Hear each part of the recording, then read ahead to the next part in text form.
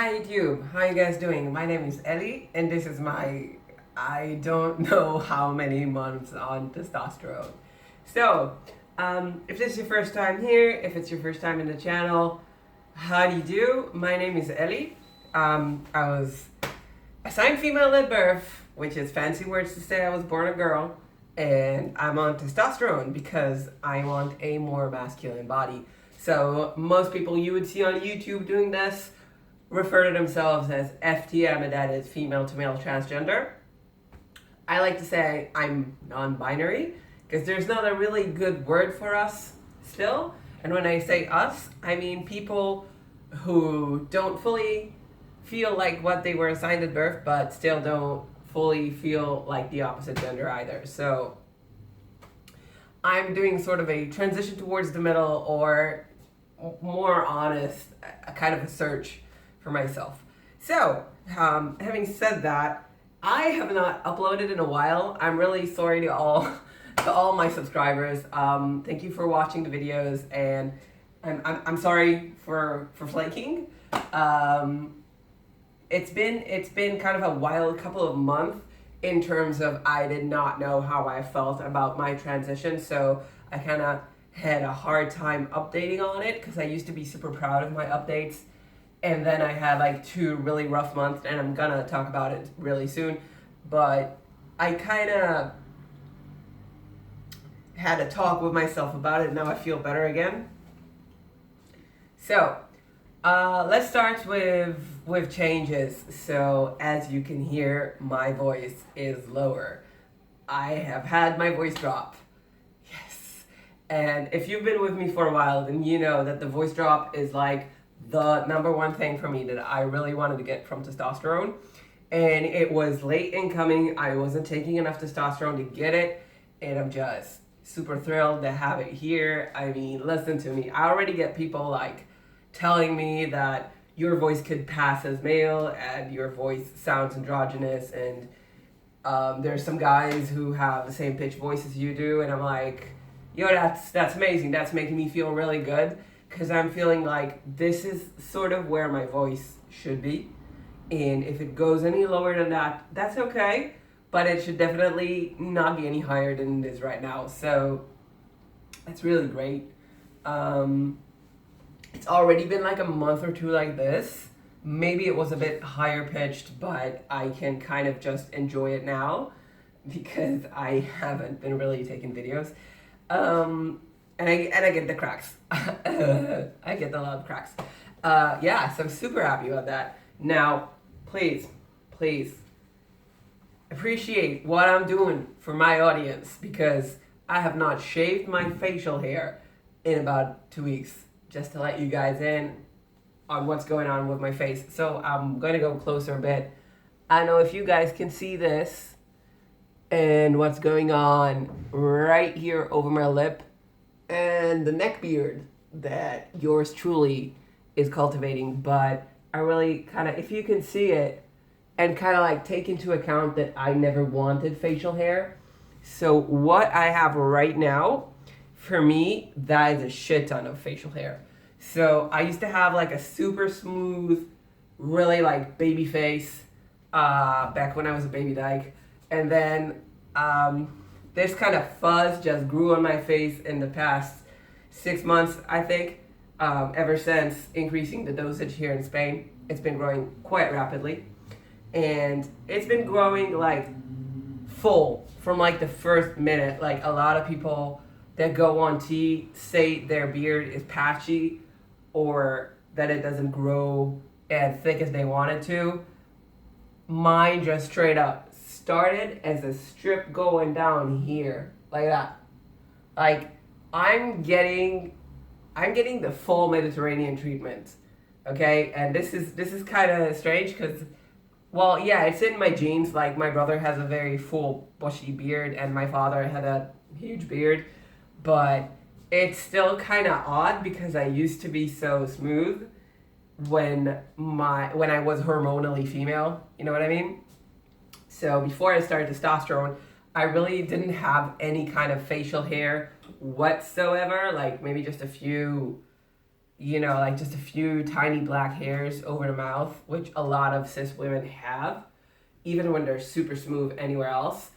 And then it just blew up the last 6 months. Now, when it started growing for me, it was a really like kind of feeling, because a beard is not androgynous. Like, a beard is really a masculine kind of marker. For me, that wasn't like the easiest thing to swallow. So just wait a minute. I want to see if we're recording. Yeah, we're recording. So anyways, so getting a beard, that is not a marker of androgyny. That's a marker of a male puberty. And I was like, holy shit, I'm gonna get a beard. Now that's gonna be kind of obvious. And what I really dislike is that people assume my gender, but they do it anyway, but I still dislike it, but they do it anyway. And I was like, yo, wait, if I have a beard and tits, because I've not had top surgery and I still have my breasts, so if I have these two, wouldn't I kind of, in my head, I'm not saying that people that have a beard and breasts are in any way ugly or incoherent with their gender. I'm just talking about myself. When I'm standing looking in the mirror, what I feel about myself. Because like, anybody can have whatever body they want to have, whatever body they happen to have. There's no criticism here. This is super important. But I mean, for me, it felt like if I had facial hair, distinctly male facial hair, while I still had my breasts, then I would feel like the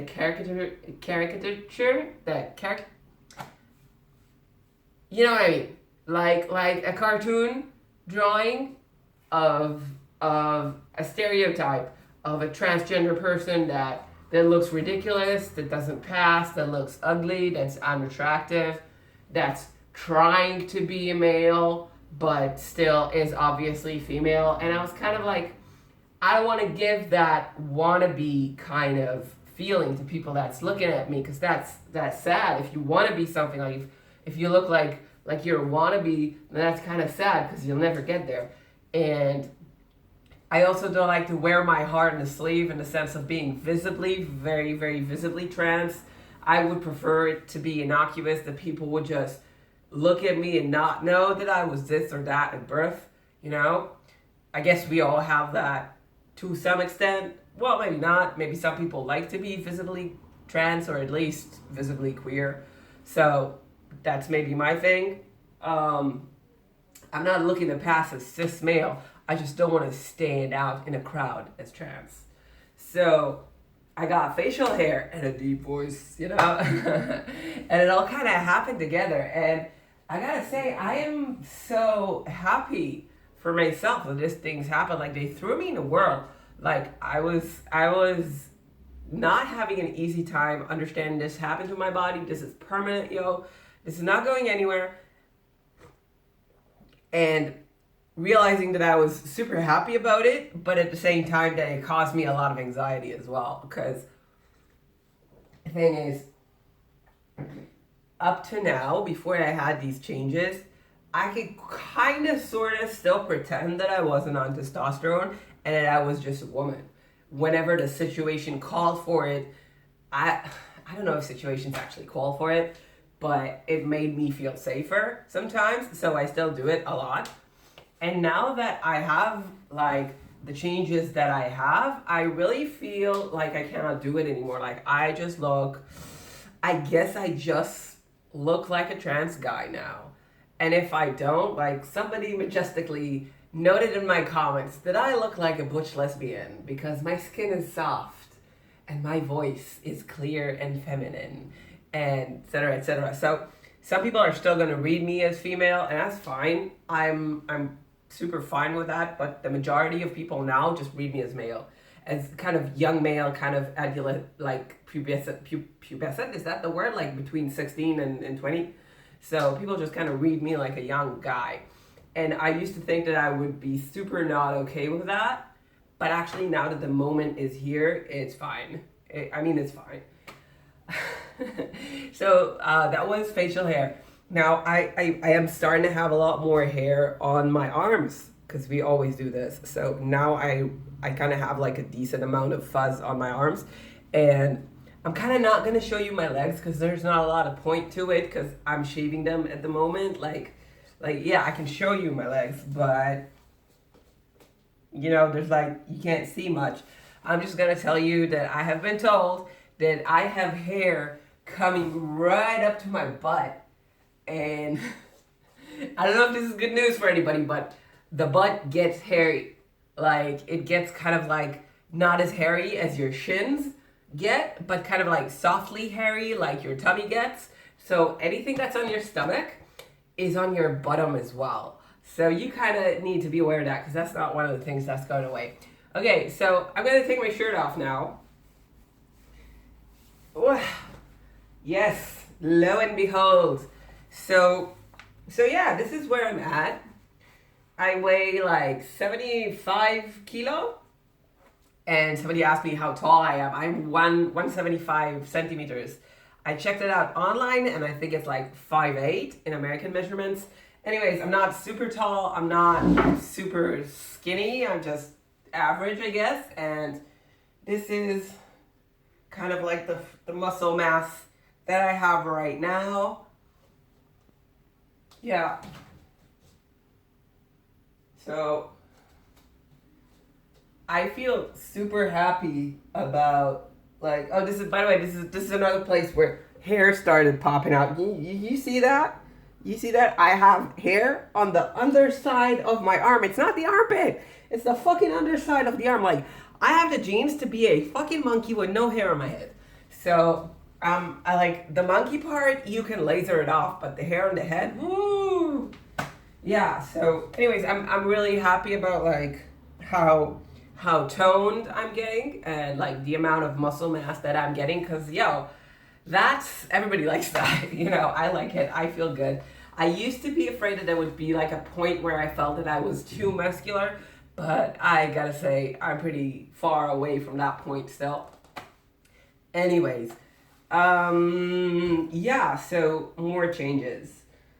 So apart from getting hair everywhere, for a while there, from the months that I did not post, I did kind of go up on that testosterone dosage, and I went up all the way to full dose. I don't remember if I reported that or not, but I went all the way up to full dosage, and I kind of felt like every day when I was running my hands through my hair, like that there was hair just kind of falling out, staying in my hand, and I was super worried about that. And I started going back about going through photos, trying to understand if I had lost some hair or if I'd had some hairline recession, like the hairline was receding. Like what I have right now is actually, I kind of shave it to be that way. So it's kind of like dented inwards. I don't know if I lost any hairline, but what it used to be was like the ponytail, that it was kind of like pull my hair back.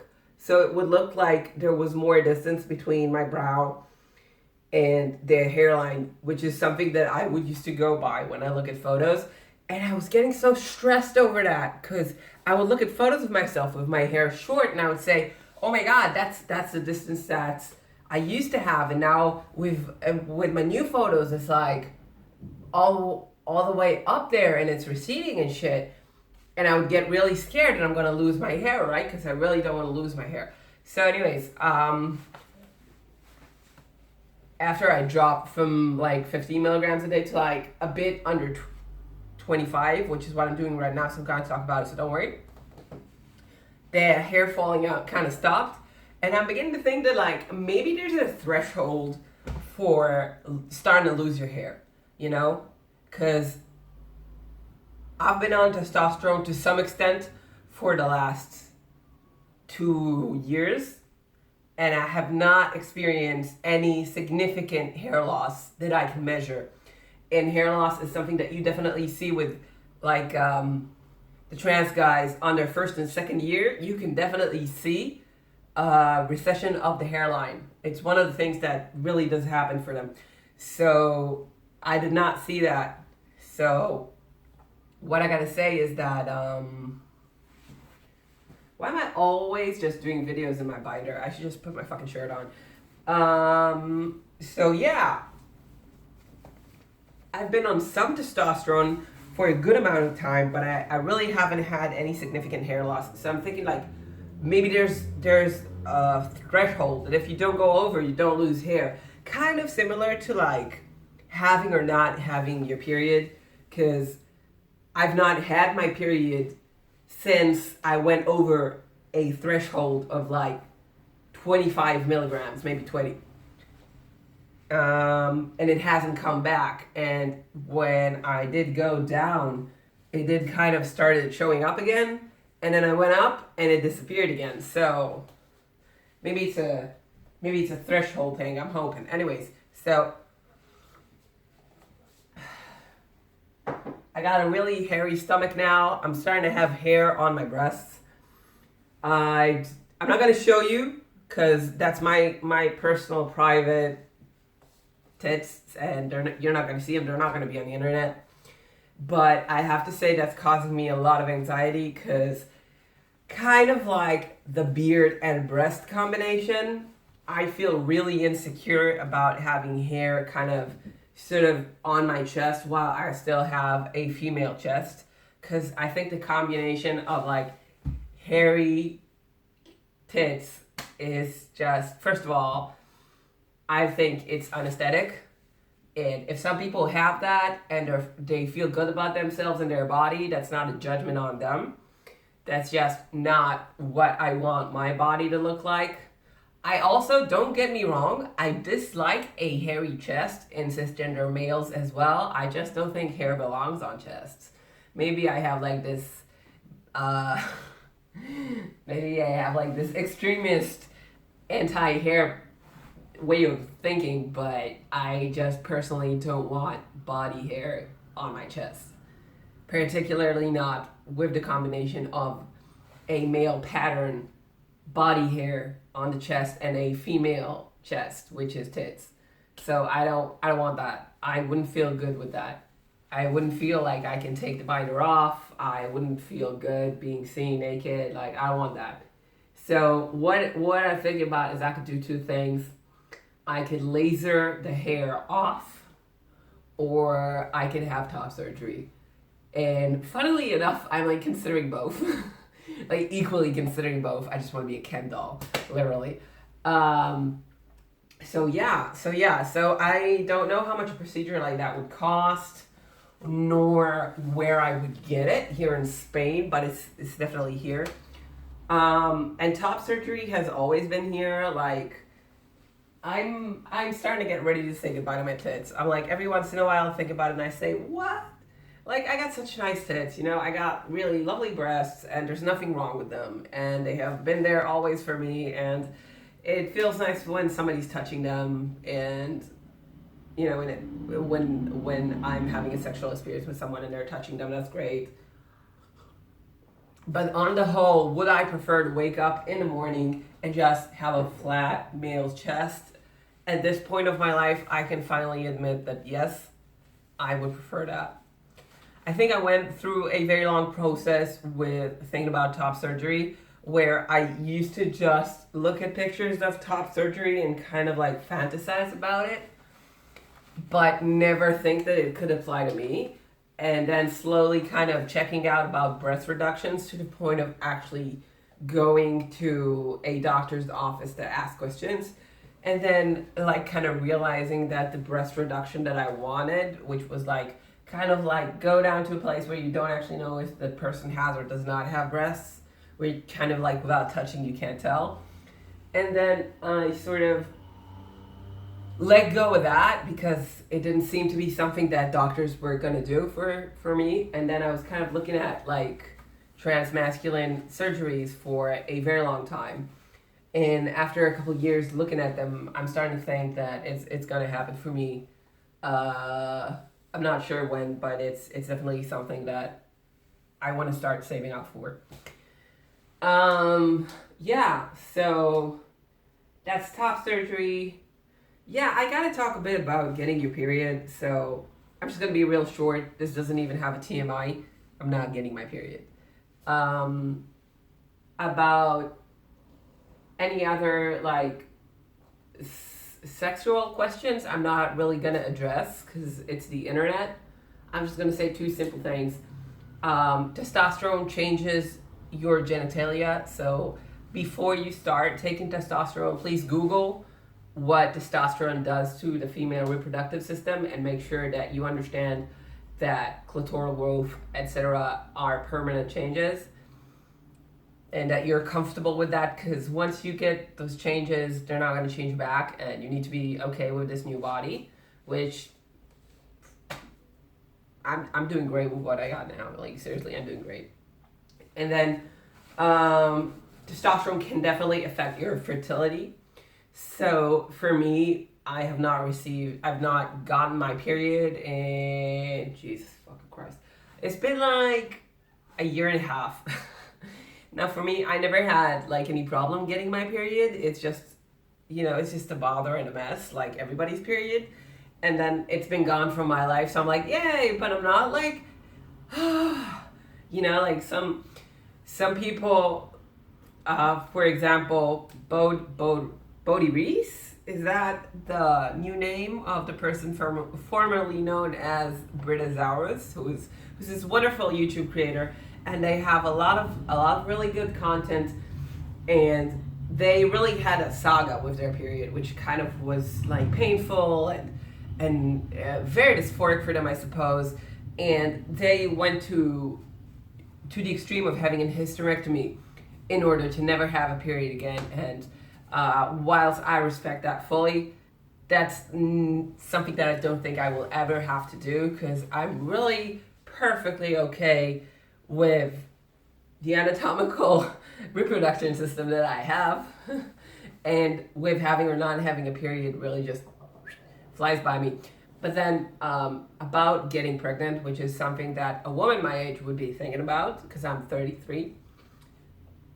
The more I think about it, the less I feel like I ever want to get pregnant. I don't have so much of a hard time thinking about, oh, it's too bad I cannot impregnate anybody, because that's like, I never had that thought in my head. But I really don't think that I want to carry my own children when it's time to have them.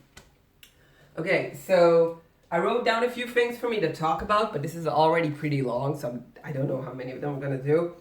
So I started getting called out when I walk into the ladies' room here in Spain. And Spain is like super tolerant, so they're kind of like, they walk up to you shyly and they say something like, pardon me, but might you be mistaken? And then you say, no, I am not mistaken, and they just laugh and say goodbye. So even though I understand that my presence in the ladies' bathroom is kind of strange until I take my shirt off, I really don't know how to solve this question, because I do not want to go change in the men's room while I have tits. And there's not really a private space in my gym to change. So I kind of have to be thinking about this. Russia. So I went with my wife to Russia for like 3 weeks, and I packed a bunch of dresses and feminine clothes to wear in Russia. And I went around for 3 weeks dressed like a girl in the most classical girl way that I can fit into, and I have pictures proving that. And it was so funny because my family was like, what is up with the pictures you're sending over WhatsApp? Like, what are these dresses? Because my mom really likes me in a dress, but she has not seen that in a few years. And then everybody was like, oh, it looks so great on you. And I felt like this rage, like I used to feel like this a lot, that whenever I would dress up like a girl before I started transitioning, and people would compliment me, would say, oh, you look so nice, you look so pretty when you dress up like that, I would just be furious. And then I finally realized that I don't want to dress up like a girl, I don't mind if I put on something and somebody happens to find that feminine. I don't want to consciously, purposefully try to look like a girl. And I was so proud of myself that in my wedding photos, I'm wearing a binder, a button down, and pants. That's like, for me, that's like, wow, I can't believe I pulled that shit off. Anyways, coming back from Russia,